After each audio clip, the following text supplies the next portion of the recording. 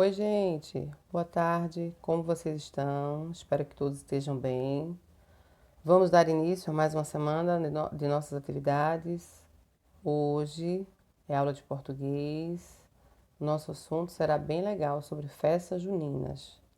Na gramática, nós vamos ter palavrinhas com tio. Na ortografia, palavrinhas com J e palavrinhas com G.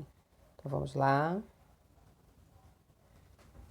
Vocês vão pegar a agenda para escrever na data de hoje, dia 15 de junho. Atividade no livro integrado, das páginas 48 até a 53. Na gramática, vocês vão fazer da página 61 até a 64. Onde tem esse nome ciente, é necessário que o seu responsável assine, tá certo?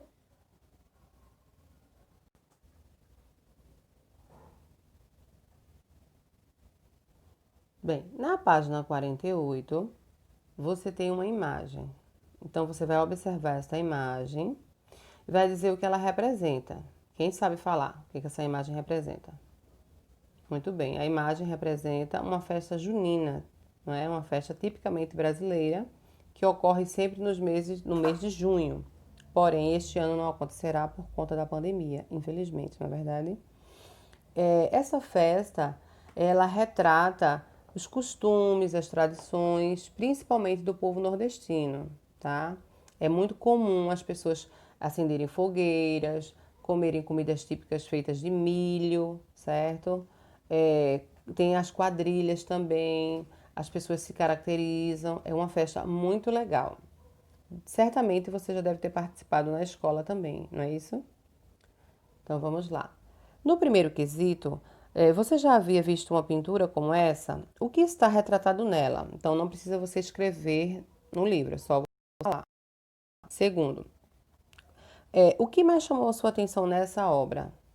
Nessa imagem, tá? Quem mais você gostou dessa imagem? No terceiro, as cores que a artista usou para fazer a obra são alegres ou são tristes? O que você acha? 4. Qual é o título da obra retratada? E o nome da autora? Escreva-os abaixo. O nome dela tá bem aqui do ladinho, né? Lourdes de Deus. Da obra é Quermesse na Festa Junina. Vocês sabem dizer o que é uma quermesse? Bem, uma quermesse é uma festa beneficente que as igrejas fazem para arrecadar dinheiro, tá? Para ajudar a própria igreja ou pessoas da comunidade. Isso é muito comum. Na página 49, nós temos o texto, certo? Você já participou de uma festa junina? Eu acredito que sim. Quem lembra? Em que época ocorre? Quais as brincadeiras são feitas nela? Que pratos típicos são servidos? É uma festa muito legal, não é mesmo? Então vamos ler o texto. Festas juninas. Junho começou e com ele chegaram as animadas festas juninas, época de fogueira, biribinha, dança, brincadeiras, comidinhas deliciosas e, é claro, roupas coloridas, cheias de retalhos, fitas, bordados e babados. As festas juninas foram trazidas para o Brasil pela família real portuguesa no período colonial. Por coincidência, os índios brasileiros já realizavam em junho rituais típicos para celebrar a agricultura. Com a chegada dos jesuítas, as festas portuguesas, que homenageiam os três santos do mês, Santo Antônio, que foi no dia 13, São João, que vai ser no dia 24, e São Pedro, que será no dia 29, se fundiram e passaram a utilizar alimentos tipicamente brasileiros, como mandioca, milho, fubá, amendoim. Os homens usam camisa xadrez, paletós quadriculados, calça remendada com panos e retalhos coloridos, botinas e chapéu de palha. Já as mulheres usam vestidos coloridos, enfeitados com muitas fitas, babados, flores e belos chapéus de palha.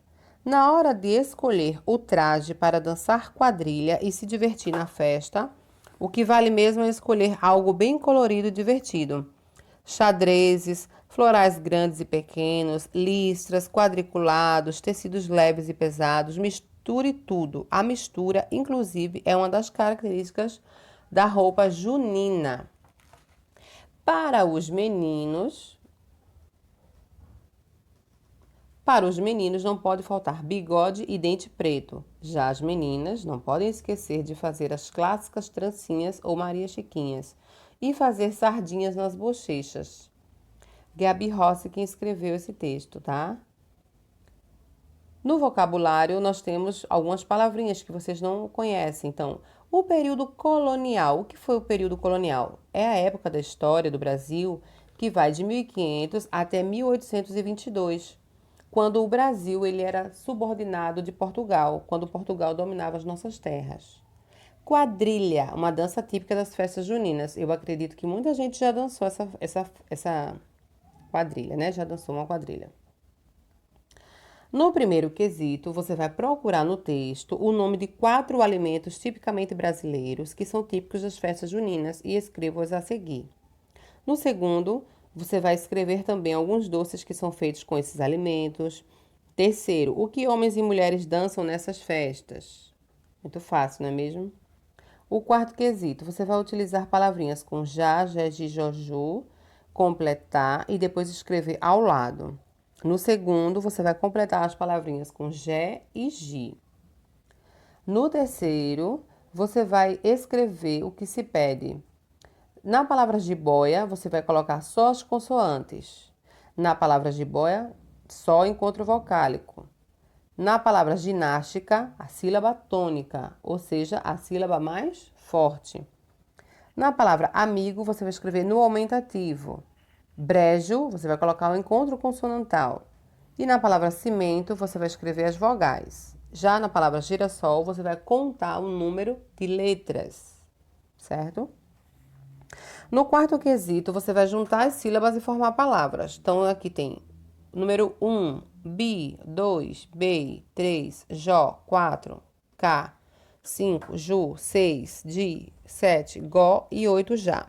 E aí você vai fazer 2 e o 3. Tem quem tá na palavrinha número 2? O bei, você escreve bei. Quem tá no número 3? O jó. Aí formou que palavrinha? Você vai descobrir.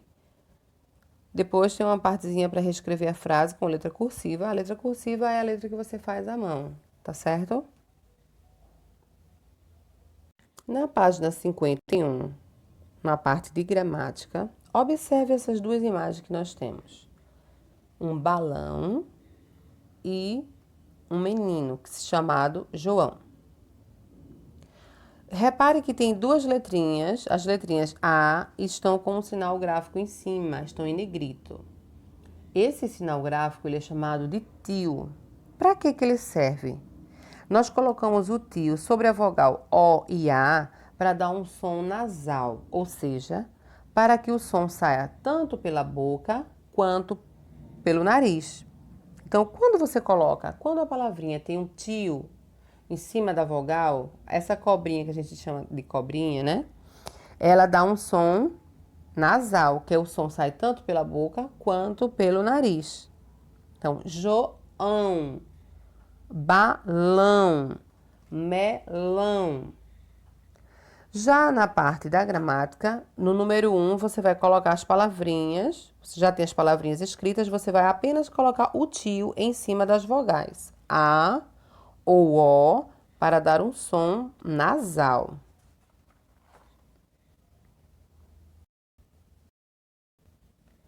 No segundo quesito, você vai procurar no diagrama os nomes das imagens e escrever nos devidos lugares. Você procura o nome da imagem, né? Fogão, leão, balão, peão, maçã e macarrão. E depois escreve ao lado do desenho.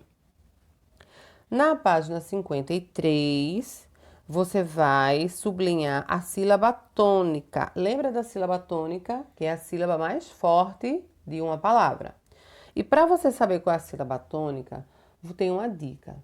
Você chama a palavrinha como se estivesse chamando o nome de alguém. Como, por exemplo, madeira. Você diz assim, ó, madeira. Aí você vai descobrir qual é a sílaba tônica. Matemática. Qual é a sílaba mais forte que tia pronunciou? Lembrando que sempre que a sílaba estiver acentuada, logo você já sabe que ela é a mais forte, tá? Toda sílaba que está com acento ela é a sílaba tônica, a mais forte. E aquela sílaba que não tem um acento, você chama a palavrinha como se estivesse chamando o nome de alguém, para você tentar descobrir. No segundo quesito, você vai escrever número de sílabas na palavra cavalo. Na palavra sílaba, você vai colocar qual é a sílaba tônica. Na palavra canhão, você vai escrever o número de letras. E na palavra parede, você vai colocar o aumentativo. No terceiro, você vai reescrever as palavras, colocando a cedilha onde for necessário. Lembra? A cedilha é utilizada embaixo da letra C, antes do A, O e U. Quando tiver se e si, antes do e i, não pode usar cedilha, tá certo? No quarto quesito, você vai ordenar, escrever as palavrinhas. E no quinto quesito, você vai completar com M ou N. Na verdade, este exercício está relembrando os outros exercícios que vocês já fizeram. M ou N, lembrando, antes de P e B se usa M.